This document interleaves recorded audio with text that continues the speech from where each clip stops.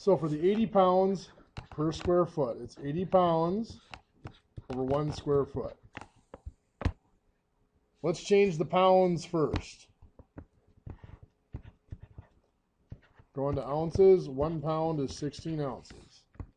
Pounds are gone. Now we could have done the square feet first. It really doesn't matter. We're going to do the square feet next. Square feet's on bottom, so we're going to put it on top.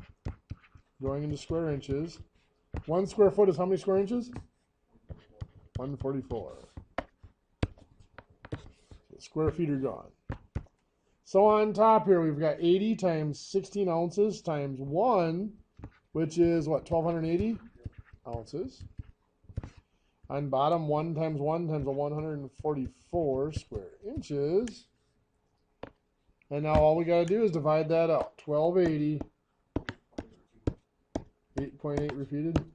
8 and 8 ninths.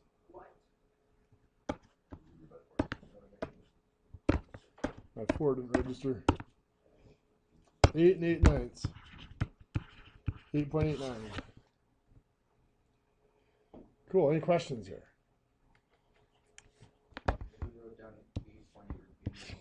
That'd be fine. 8 with a little bar over the 8. That's good. That's perfect. So 15 cubic feet per 1 minute. We have to change the minutes and we have to change the cubic feet. Which one do you want to change first? Cubic feet. So cubic feet here, gallons on top. What's the relationship between cubic feet and gallons? 7.5 gallons. 1 cubic foot is 7.5 gallons. 7.5, 7.48, either one would have been acceptable. Cubic feet are gone. Now we have to get rid of minutes. Minutes are going to go on top. Hours on bottom. 1 hour is 60.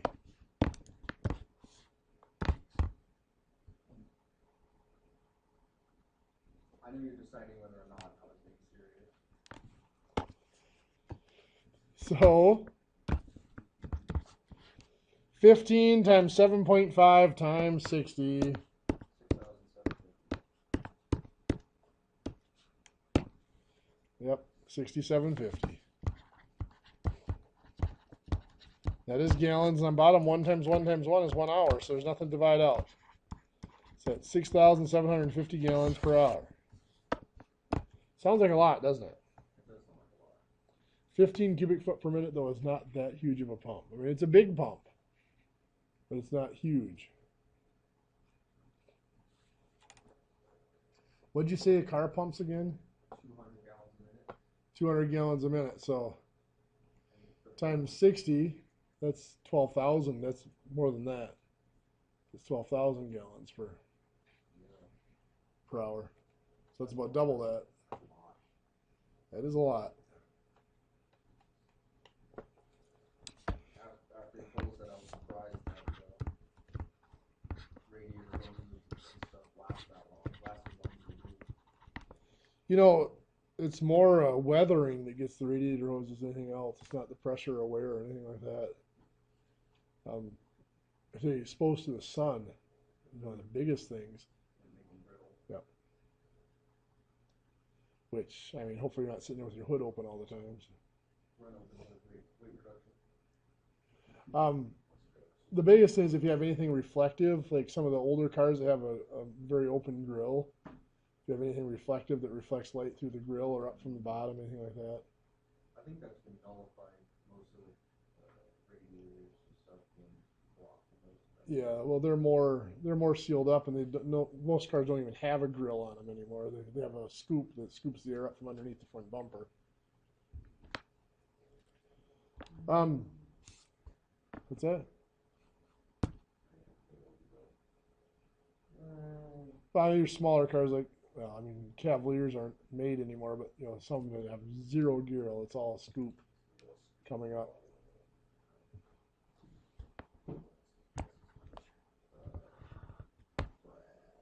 So for metric, it's actually simpler.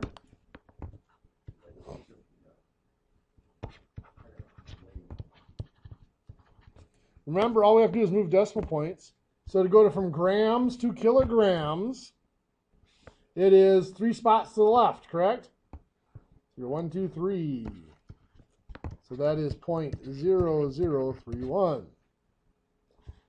Millimeters to centimeters is 1 spot to the left, but this is cubic, which means we triple it. We go 3 spots. We go 1, 2, 3. 0.001. So now we divide that out.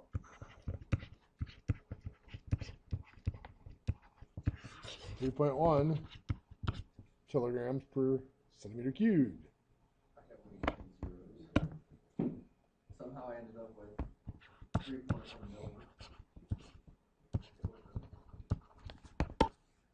So we're taking 42 grams per 1 centimeter squared, not cubed. And we are converting it kilograms per meter squared to go from grams to kilograms. We're going how many spots? What direction? Right, we're going to the left. Left, 3 spots, right? 1, 2, 3. So that's 0.042.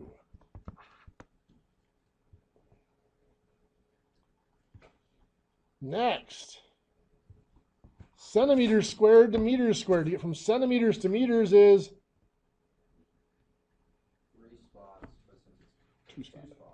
but since it's cubed, So squared, okay. It is 2 spots. 2 spots from centimeters to meters, but since it's squared, you double it, so it's 4. But does it matter since the meters are squared too? Does that have to Yeah, be they both have to be squared to be able to convert. If one of them isn't squared, then you can't convert from one to the other. So that is 0.0001. You divide that out, 420 kilograms per meter squared.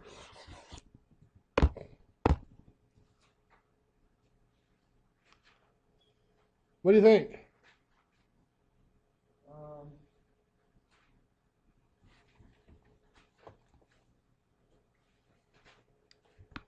think the metrics are hard. It's just a matter of getting used to it. The metric's actually a lot easier once you get used to it, but yeah, adjusting to it is a problem. If I were to tell you that 1 gallon is 3.785 liters, could you tell me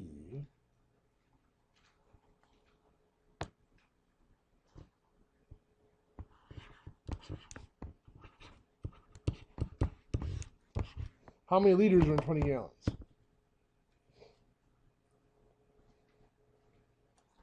Remember, since our conversion factors, we put the 20 gallons over 1, make it a fraction.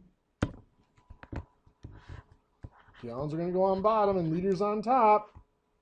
1 gallon, 3.875 liters. Gallons cancel out. 20 times 3.875 is, what's that? Something's a little off there.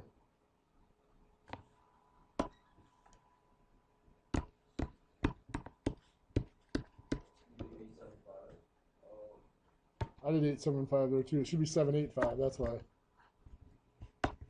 I screwed it up.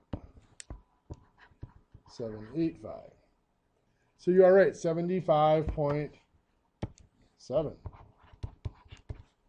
liters over 1. So just 75.7 liters.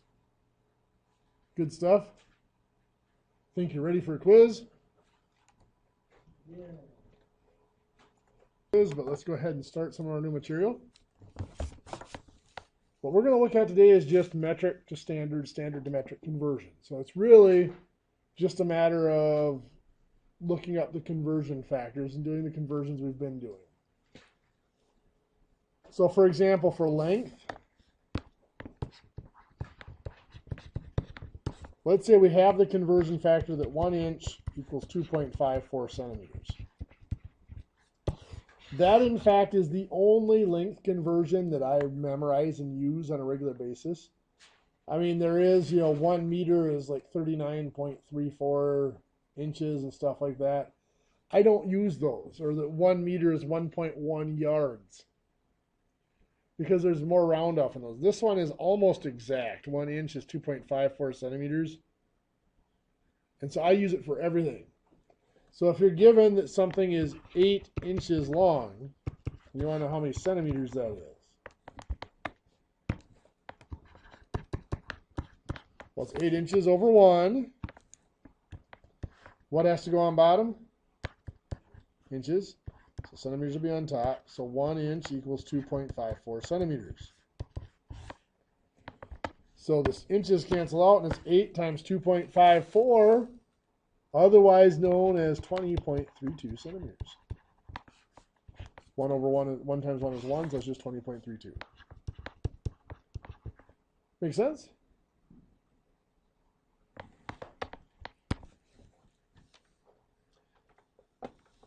What if it's not inches to centimeters? What if we have somebody that's listed as 1.6 meters tall? We want to know how many inches that is. Well, it's pretty simple to change 1.6 meters into centimeters.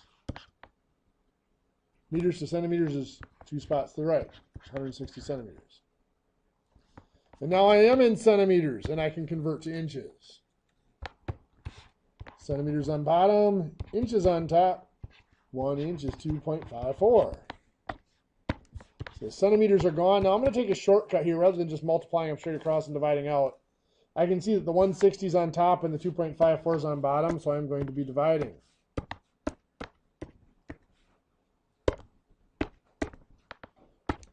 Which gives me 62.99 inches. Oh, it's basically 63 inches if we round it.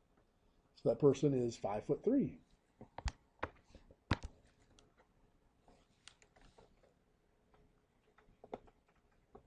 We can also use this. Let's say we have something that is listed as 4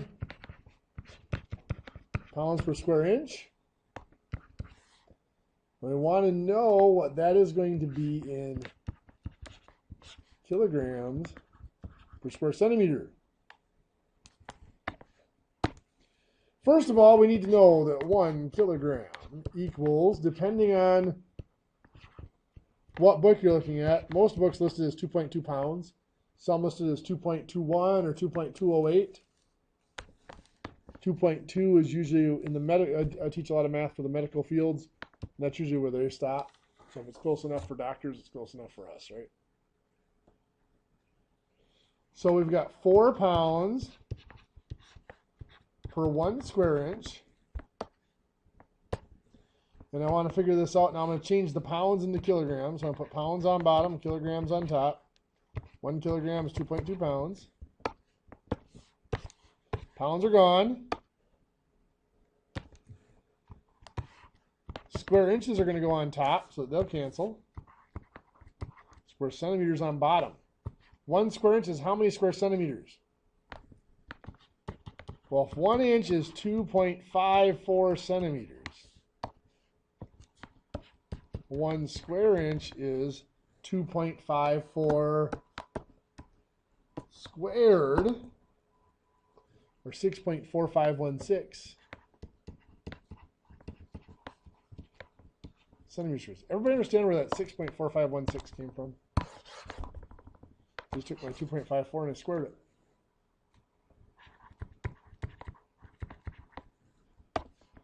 So now my square inches are gone. On top, I just have the 4 kilograms. On bottom, I have 2.2 times the 6.541 or 4516. Gives you 14.19 centimeters squared. I divide that out. 4 divided by that previous answer. 0.282 kilograms per centimeter squared. Not so bad?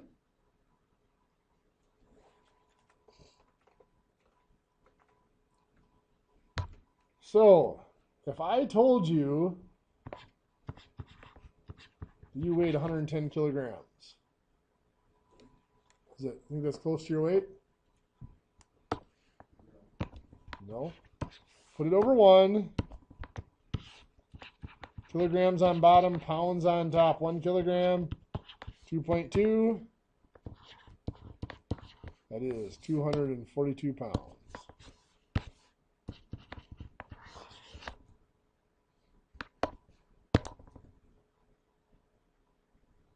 Okay, capacity. We just went over this one earlier. 1 gallon is how many liters? 3.785 liters. So if you have a, that was more reasonable with some of our smaller cars, an 18-gallon tank. How many liters is it going to take to fill it up?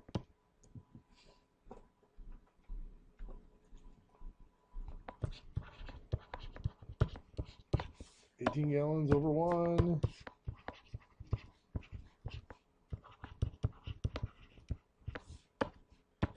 Liters cancel out, and you are correct. What'd you get? 68.13 liters over 1, so 68.13. So you'll go from having an 18-gallon tank to a 68-liter tank. Here's the fun one. Which is a better price? Now I'm talking about as the driver looking to save money on gas, not as the gas station trying to get rich off of gas.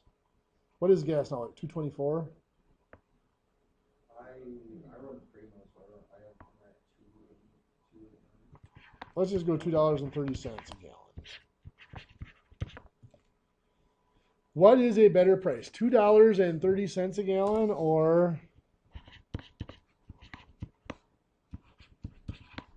70 cents per liter? Well, let's convert. 0.7 cents per 1 liter. Liter is going to go on top, gallons on bottom. 1 gallon is 3.785. So 70 cents times 3.785. 265 per gallon. I think in Europe they use liters. They do. And it's like $2 a liter. What? So $2 a liter, yeah, it's like $8 a gallon by the time you figure it out. Wow. No wonder it doesn't go. Yeah, that's why the mass transit's so big over there. But everything's so close together too. It's not as spread out as it is here. Well, look at Europe's the size of Texas. So. Yeah. You know, and people don't live, 20, 30 miles away from where they work. It's just not how things are done. In that packet, page 238, 65 through 75, and page 266, 63 through 90. And I believe that should finish up that packet. Like I said, tomorrow I'm not here because I've got to be in Shell Lake for meetings. So I'll give you time to catch up on all that homework. Next Tuesday, we'll finish up some stuff with Unit 3, and next Wednesday is Unit 3 test. Yay.